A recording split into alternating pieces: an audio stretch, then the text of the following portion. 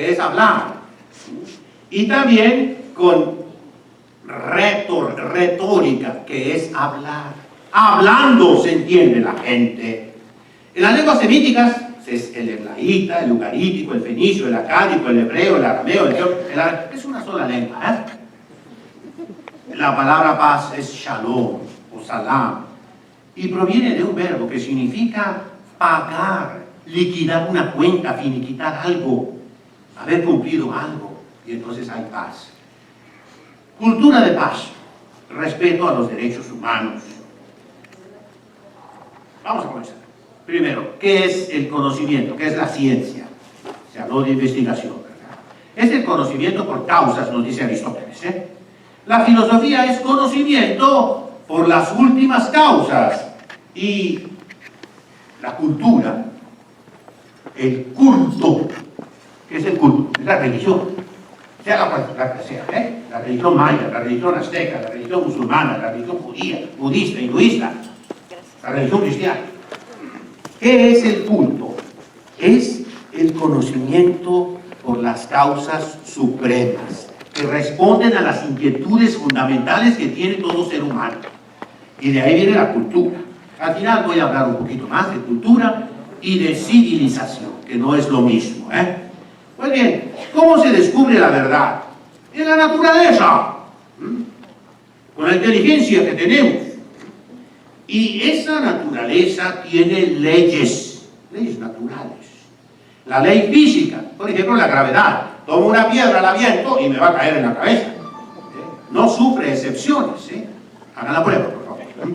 La ley matemática está indeleble y fríamente inscrita en la suma, resta, multiplicación, división. Es inflexible.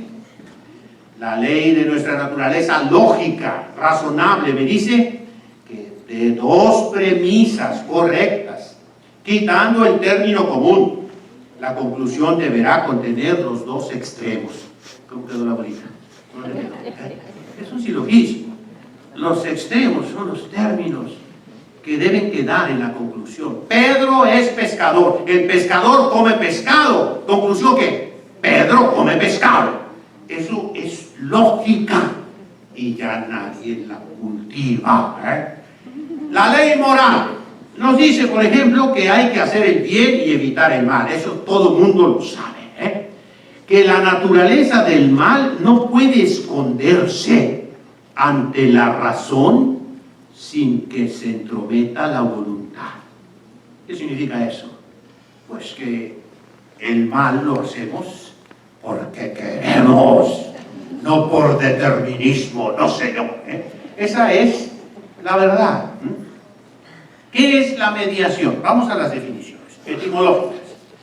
De nuestras lenguas madres, el latín y el griego, con su base indoeuropea, sacamos que para mediar hay que dar pasos. Las palabras meta, medir, están emparentadas con pus, podos, que es el pie en griego, ¿verdad? Hay que dar pasos, buscar modos, espacios, ir más allá. Meta en griego significa más allá, metafísica, más allá de la física, ¿verdad? Hay que moderar, mediar es medir también. Hay que tener mesura, encontrar personas, relacionándolas, transformándolas. ¿Qué cosa es mediar? Cualquier diccionario bueno es intervenir.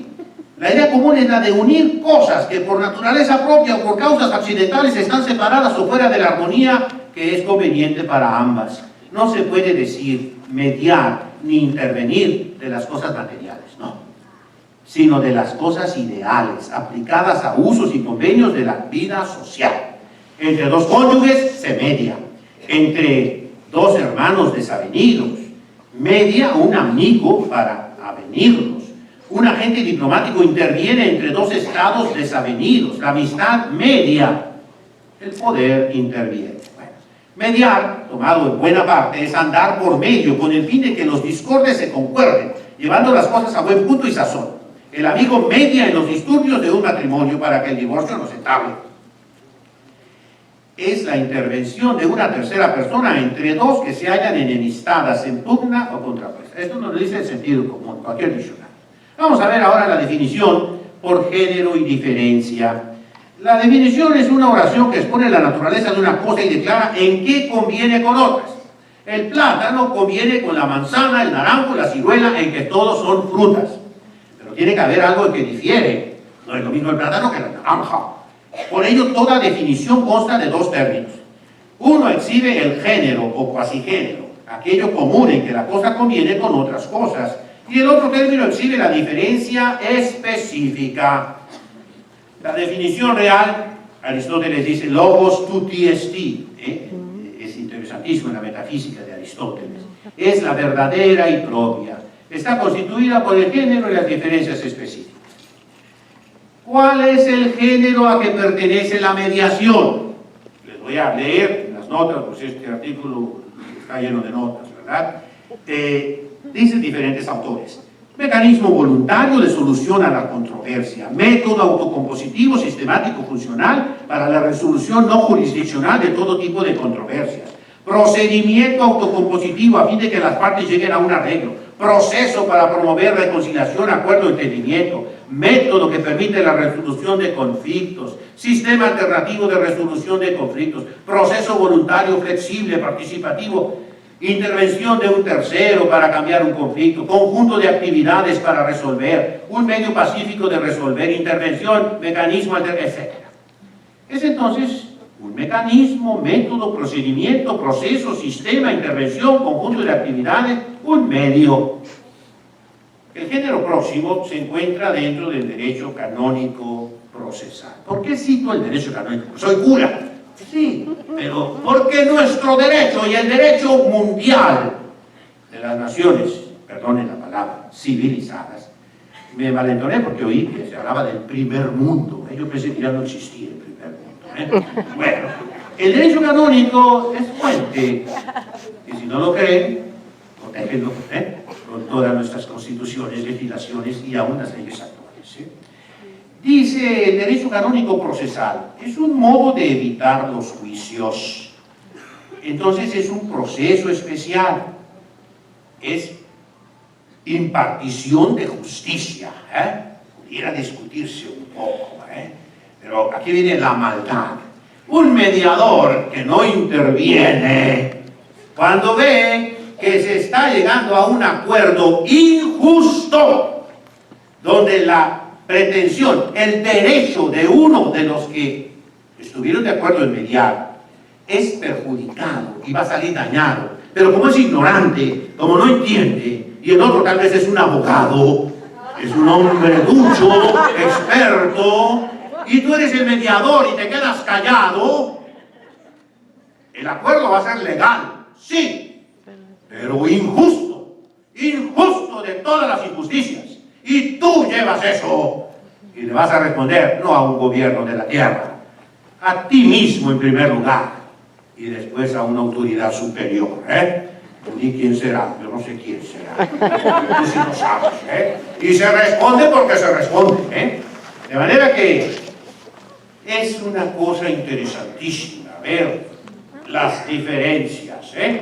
La diferencia la vamos a buscar en las varias especies de modos para evitar los juicios.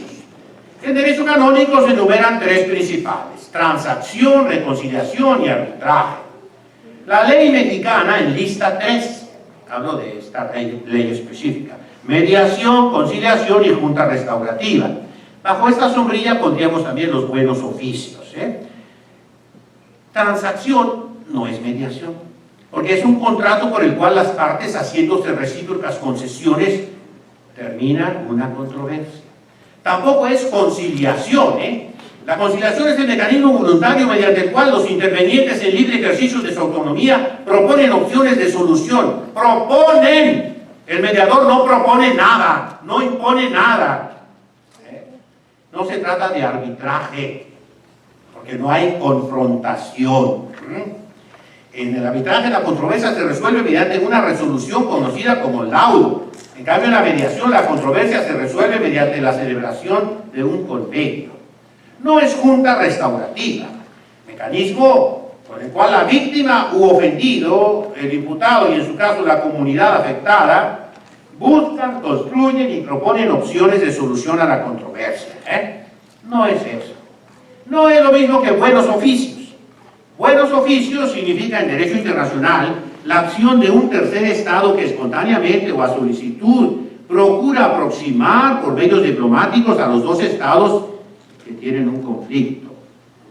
Y entonces, segunda digresión malvada. ¿Para qué sirve la mediación? Entonces, hay que ver el derecho no con una perspectiva positivística o, como decía la doctora Sosa, legalística. No, hay que verla desde el punto de vista de la justicia. Sería bueno que todo esto que he dicho se pudiera contar, por decirlo así, en una sola persona. Por el bien de las personas, por el bien de aquellos que tienen el conflicto, ¿verdad? Lo dejo pendiente, luego regresaremos. Entonces, la mediación es un modo procesual alternativo de justicia, no contractual, en el que el facilitador no presenta ninguna solución, ni en un ambiente de confrontación, ni se refiere a la víctima sola. Y así, la definición de la ley mexicana, de nuestro legislador, se entiende perfectamente.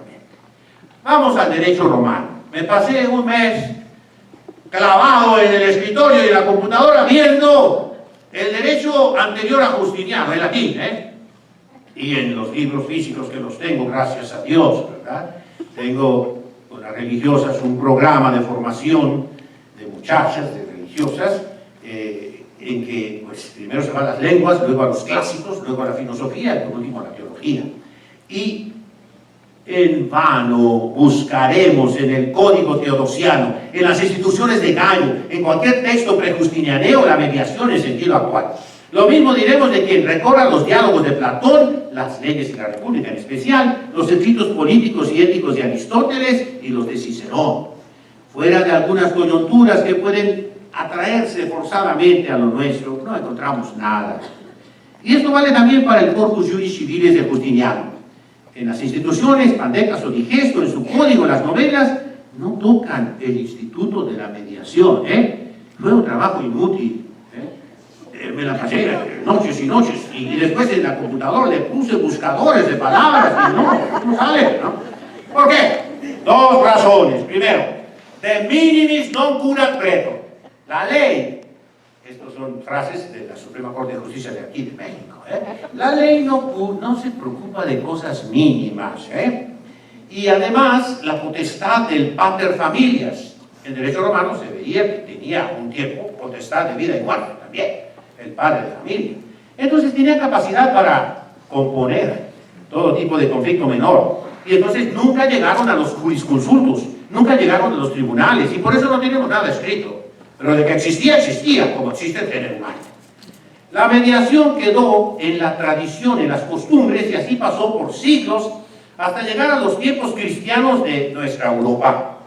Es necesario anotar que la mediación en sentido jurídico moderno, obviamente solo tiene analogías en el derecho y práctica eclesiástica, de los que por sencillas razones cronológicas, nuestras legislaciones tomaron origen y elementos. El derecho común son los comentarios marginales, interlineares del corpus juris civilis. Pero recordemos que en toda la Edad Media los jueces eran los obispos. Y ese es un hecho. Contra los hechos, perdonen las ideologías en las cuales a veces se vive, ¿verdad? No dejan ver la verdad. Contra los hechos no existen argumentos. Contra facta no tanto argumenta, ¿verdad? Nos guste o no nos guste, ¿no? Lo que se encontró es un instituto canónico muy mexicano, y muy colombiano, y muy guatemalteco, y muy cristiano. Los compadres, los padrinos, y eso sí está en los concilios de donde salió la Concordia Discordantium Canonum de Graciano, que formó con las decretales el Corpus Juris Canonici, no el código, eso será en 1917, aquí estoy hablando del siglo XIII. Entonces, ¿qué son los compadres? Bueno, el de bautizo, confirmación, la primera comunión, Y en una boda hay, perdonen, en Tijuana es el colmo ya. Hay padrino de vasos de cartón, madrina de refrescos, padrino de manteles de plástico, madrina del conjunto norteño, madrina del mariachi, madrina de velación, madrina de acá, y cuando ya es viejecita la novia hay madrina de bastón. ¿No? De todo hay padrinos. ¿Para qué sirven los padrinos? Para ser metiches, para ser mediadores. No les va a gustar esa palabra, pero equivale a lo mismo y la raíz es la misma, ¿eh? Pero díganlo en inglés, no se oye tan feo. My teacher, ¿eh? Es lo mismo, my teacher, ¿eh? My teacher, ¿eh? Es decir, intervienen cuando ven que se está quemando ese matrimonio para que no se rompa. Y son consejeros que siempre han existido y siguen existiendo. Es un instituto que la Iglesia formó y pone para que estés al pendiente. Eso sí se encuentra en el derecho canónico. Pero la fuente de las leyes eclesiásticas, de donde vendrán después las legislaciones civiles, es la Biblia. Y en la Biblia encontramos nosotros vivir en paz unos con otros. Es un mandato. La paz de Cristo, esforzándose por guardar la unidad del Espíritu. En cuanto de ustedes dependa, vivan en paz con todos los hombres. Les rogamos que tengan consideración de los que trabajan en medio de ustedes. Sigamos las cosas que contribuyen a la paz, a la mutua edificación. Apártate del mal, obra el bien, busca la paz. Hay que atender los conflictos cuando comienzan. Dice San Mateo, ¿verdad? Ponte en paz sin tardar con tu adversario, mientras vas con él por el camino, no sea que él te entregue al juez, el juez al alguacil, y te pongan en la cárcel. No vas a salir de allí hasta que hayas pagado el último centavo. La mediación es el primer paso que se debe dar en un conflicto. Hay un principio general en la Iglesia: evitar el estrépito de los tribunales, resolver el problema con mediadores. Hay una carta constitutiva, la Constitución del Reino de los Cielos, es el capítulo 5 de San Mateo, las bienaventuranzas, el discurso de la montaña. Hay una, bienaventurados los que ponen la paz. Y eso, ¿quiénes son los bienaventurados? Los que están en el cielo. Entonces, si una persona pone paz, ya está en el cielo. Estás haciendo algo que te va a merecer el cielo, ¿eh? Pero tiene que haber una secuencia. Si tu hermano peca, habla con él. Primero, no hables de él, habla con él. Si te hace caso, ganaste a tu hermano. No te hace caso, entre 2 o 3 díganselo. No hace caso, dilo a la iglesia. No hace caso a la iglesia, aléjate de él. Es la exclusión. Ni le hables, ni le digas nada para que sienta lo que ha perdido y recapacite. Esto parece que no funciona, rete que funciona. Cálenlo y rete que funciona. Existe la obligación de buscar reconciliación. Todas son citas bíblicas, pero no les voy a decir 1 Corintios 6:5, 2 Corintios 5:18 y siguiente. Es eso, créanmelo, no estoy mintiendo, ¿no? Dice, Dios nos ha confiado el ministerio de la reconciliación. La reconciliación va antes que los sacrificios. Si vas al altar llevando tu limosna, tu diezmo, tus primicias, lo que sea, y te das cuenta que tu hermano tiene algo que reprocharte, deja allí tu limosna y ve primero a reconciliarte con tu hermano. Y la regla de oro que está en San Mateo dice: todo lo que queráis que los hombres les hagan a vosotros, hacedlo también vosotros a ellos. Ahí está la ley de los profetas. Y hay unos requisitos para la mediación en la Biblia. Primero es la verdad. Por eso les decía, si tú estás dándote cuenta que ese arreglo que se va a hacer, esa no va a ser justicia por acuerdos, no, va a ser injusticia por acuerdos. Será legal, pero es injusta. ¿Tú qué debes hacer? ¡Algo! ¡Záfate! ¡Quítate! ¡No cooperes! Como dice el ranchero, tanto peca el que mata la vaca como el que le detiene la pata, porque te callaste, ¿verdad? Hay que ser justos, pero con misericordia, lógicamente, admitir nuestras faltas, cumplir nuestra palabra. Son textos y textos, me pasé horas y horas, abajito están en hebreo y en griego, Bueno, Interesarnos por el otro. No veas tu propia ventaja, sino la de los demás. Saber escuchar. Quien responde antes de escuchar es un insensato y una persona confusa. No hagas caso de ofensas menores. Ser constructivo al confrontar a otros. Ábrete a la reconciliación y perdón.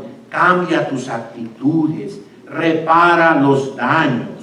Entonces así se llega a identificar la raíz de los problemas y se cambian las conductas. Esto se resume en que, ¿cómo te pones a corregir a tu hermano que trae una pajita en el ojo y tú traes un palonón aquí en tu ojo que no te deja ver, ¿verdad? Quítate primero el tuyo y entonces verás. Bueno, seguimos con la Sagrada Escritura. Otros detalles muy útiles para mediar conflictos. Enfocarse en lo serio y no en faltas demasiado pequeñas. Ve al centro, al meollo del asunto. Asegúrate de entender bien los hechos antes de acusar. Tercera digresión. Hay dos tipos de automóviles. Aquí les dicen coches, ¿verdad? Coches, perdón. En el norte decimos carros. Allá les decimos a los frenos la breca y al embrague el clutch. Y allá no se estacionan, se parquean los carros. Es otra lengua que hablamos en Tijuana. Ya he vivido toda mi vida, ¿no? Muy bien. Es interesante, decimos que hay dos tipos de carros, unos son automáticos y otros son estándar. El estándar tiene el clutch, tiene 3 pedales, se meten los cambios, etc. ¿verdad? Pero el automático, se habla de personas automáticas, que no entienden, que no ponen atención, que no saben escuchar, y te decimos, usted es automático. Ah, gracias. ¿Qué significa? Que está sincronizado, que cada vez que abres la boca, metes la pata. ¿Verdad? Eso es terrible, ¿verdad? Pero lo hay. Entender lo que están diciendo, hacer una investigación completa de los hechos, que haya evidencias confiables, no solamente rumores. De lo contrario, se acusa falsamente, se desata un conflicto peor del que había comenzado, con reacciones terribles, ¿verdad? Y doy ejemplos. Josué, hubo ciertos chismes de algunas tribus de Israel que acusaron a otras. Y Josué habló de una manera muy delicada, le echó agua a la lumbre y todo se arregló. Josué 22. Primero de Crónicas 12. También los hijos de Benjamín y de Judá fueron con David, enojadísimos. David se presentó delante de ellos y les dijo, si vienen con intenciones pacíficas para ayudarme, voy a estar con ustedes. Pero si es para engañarme, Dios que los juzgue, pero yo. Entonces, siempre tener ese sentido de duda, si es que tú vienes con malas intenciones, no decir, tú traes malas intenciones, sí las traían, hacer notar las faltas de modo delicado y con humildad. Si se acusa a alguien, que él primero escuche las acusaciones y luego responda, ¿verdad? Escucha lo que te están diciendo, cálmate. Al final respondes. Las acusaciones de la otra parte hay que atenderlas solo después que atendimos a la primera persona. Son tips para ustedes. Que no haya chismes. Viene de una palabra griega, schisma. El cisma es separarse, ¿no? Esquizofrenia es la doble personalidad, una persona que tiene una rajada por en medio, ¿verdad? El chisme siempre hace daño. A veces convendrá iniciar discusiones sobre los conflictos, aunque algunos no quieran, ¿no? Duele poquito, pero hay que tocar el dedo con la llaga, y eso, pues, ustedes dirán si es mediación o conciliación o arbitraje, pero por ahí anda, por ahí anda. ¿Cuáles modelos de mediación, ejemplos en la historia sagrada? El mediador va de una parte a otra, intercede cerca de la parte que amenaza en favor de la parte amenazada y trata de llevar la paz. Por ejemplo, árbitros en medio de una controversia. El santo Job dice, que haya un árbitro entre Dios y yo. Yo soy inocente y Dios me castigó, perdió todo, y luego le dio una especie de roña y para acabar su mujer lo regañaba. Eso fue lo peor de todo. ¿verdad? Y él dice, Señor, ¿qué he hecho mal? Es un santo. Jacob y Esaú también, con un plato de lentejas, se quitó la primogenitura. Después se disfrazó, se puso la piel de un cordero, su mamá, y le quitó la bendición. Y entonces ese odio de Jacob, ¿cómo se aplacó? Pues después de 20 años, ya Jacob era rico, y venía, y allá venía su hermano con un ejército, y le mandó 50 ovejas. ¿Para quién son?, preguntó. Para usted, de parte de tu siervo Jacob. Y luego después 60 camellos, 70 vacas. De manera que lo fue aplacando. Cuando ya llegaron a encontrarse, el otro ya estaba contento, ¿verdad? Hay que hacerle, entenderle, ¿verdad? La mediación entre marido y mujer, entre el faraón e Israel, ahí media Moisés, Gedeón evita un conflicto con la tribu de Efraín, en los Jueces, capítulo 8. Y así tenemos a David con su hermano Eliab, Jonatán, entre Saúl y David. Saúl, el rey, se volvió loco, y los celos, porque David mató a Goliat, y David era chiquito, Saúl era un gigantote, ¿no? 2 veces con la lanza lo quiso atravesar, David se zafó, después huyó, pero el hijo de Saúl, Jonatán, puso paz, hizo lo más que pudo por mediar entre los dos. Después Abigail, una mujer de un hombre rico, que cuando David era perseguido por el rey Saúl, andaba en el desierto con una banda de hombres, pero no asaltaba ni nada.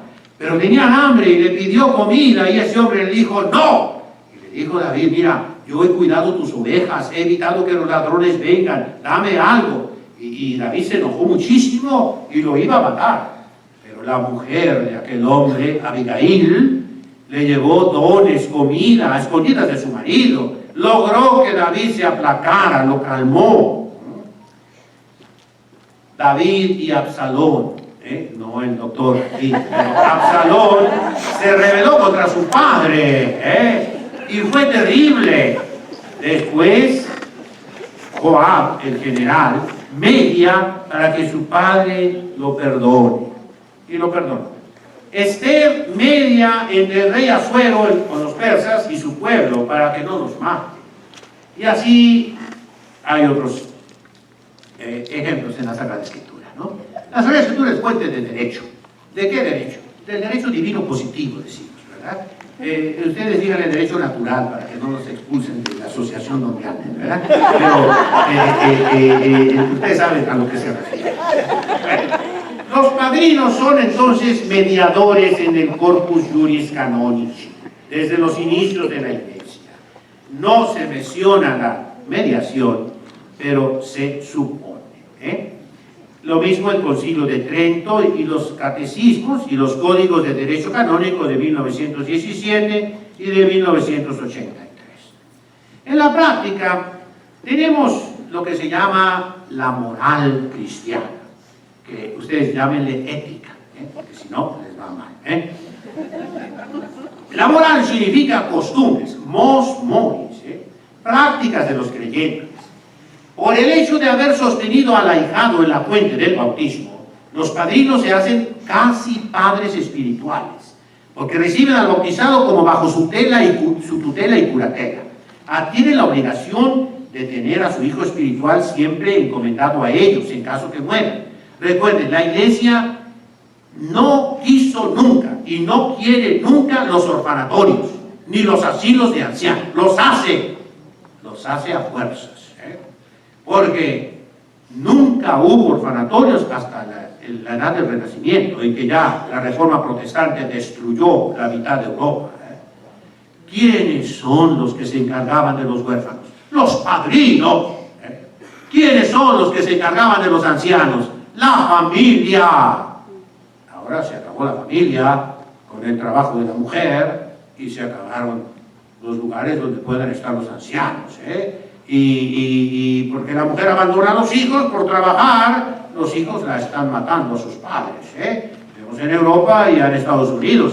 Les digo aquí a las suegras presentes, por favor, si quieres pasearte y te invitan a Hawái, ve con tu nuera. Te invita a Las Vegas, ve vete con tu nuera. Pero si te invita al estado de Washington o de Oregon, por ningún motivo, porque basta una cartita de un doctor y una telefoniada de un segundo doctor y te inyecta, y te mata, según la ley. Eso es legal, ¿oyeron?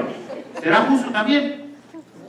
¿Verdad que no? Bueno, entonces ya estamos aprendiendo que no todo lo legal es justo, Pregúntele a Hitler, Están condenando ahorita a un hombre de 98 años. ¿Por qué? Porque llevaba las cuentas un tiempecito nada más en Auschwitz y él pidió su renuncia, no sé si han visto el caso, ¿verdad? Y el otro pobre se suicidó delante de la corte, precisamente. Óyeme, ya pasó. ¿Qué es la prescripción? ¿A los cuántos años prescribe? Aquí nunca prescribe. El odio nunca prescribe. Qué terrible, ¿verdad? Bueno, entonces, mediar, según las leyes de la Iglesia, es enseñar, consolar, aconsejar y corregir. Son obligaciones que tenemos, que se llaman obras de misericordia. Sobre todo, corregir. Es la limosna espiritual, la corrección fraterna, que pertenece específicamente a la caridad. Se trata de amonestar con caridad fraterna a otra persona para que se enmiende. Si tenemos alguna autoridad, entonces los dirigimos.